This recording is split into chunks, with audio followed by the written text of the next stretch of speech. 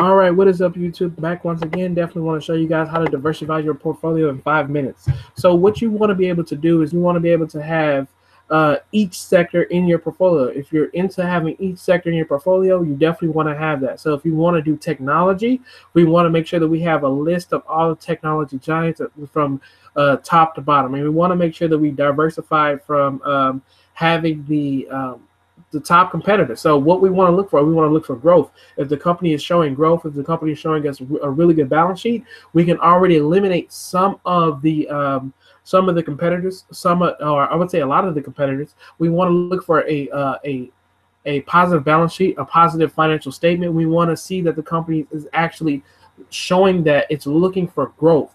If we are showing that the company is looking for growth, we can already eliminate a lot of these companies, and that's simply how you have to go through.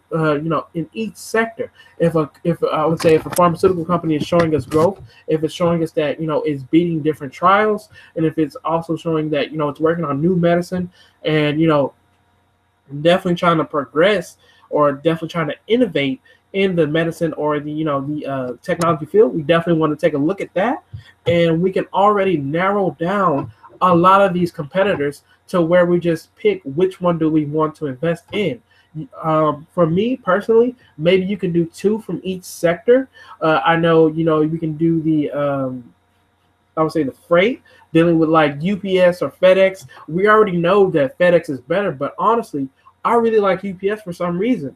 But I know the better decision for my money is definitely FedEx, and that's how we have to feel when we definitely get into diversifying our portfolio. So we want to own FedEx and maybe own a little bit of UPS just because it makes us feel good. But we definitely want to have a lot of, or I would say majority of shares in FedEx because we definitely know that that company is definitely better than UPS or better than any other competitor that when it comes to having freight. So I know a lot of railroad companies. We can say CSX, we can say Union Pacific, we can go all down the line, Kansas City Southern.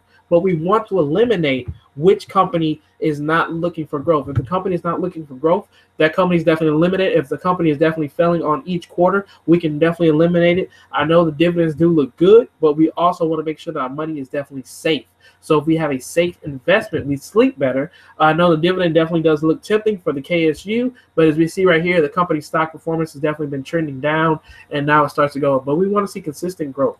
So we see Honeywell over GE. I'm definitely choosing Honeywell, not because of the share price, but because that the company is definitely, the company definitely can look for growth, and it definitely has a lot more opportunities out there rather than GE, definitely a boring stock. Look at it. $33 to $25 in a year. Definitely a boring stock. So it's not really a good investment for my money. So if we say Apple over Cisco or Apple over, whatever, it's Apple over Samsung, I'm choosing Apple because we already know that Apple is definitely better than Samsung, or Apple has a better market, or Apple definitely captures the eye of more consumers than Samsung, or it might be the other way around.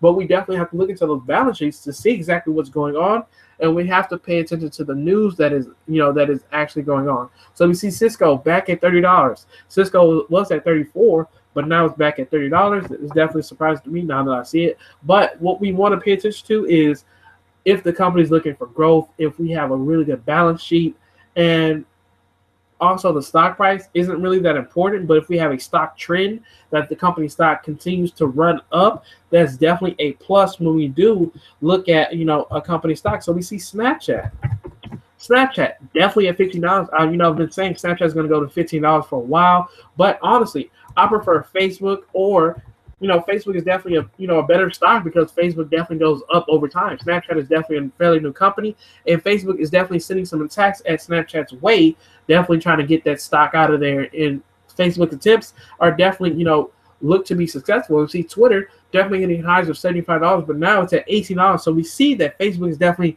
the ruler over the social media crowd. So we go to Facebook. And that's typically how you have to make your decisions. We want to make sure that we're aware of the news that's going on and aware of everything that's going on in social media. And we have to keep up with the news. And that's all I have for you guys. Hope you're able to keep up. Take care.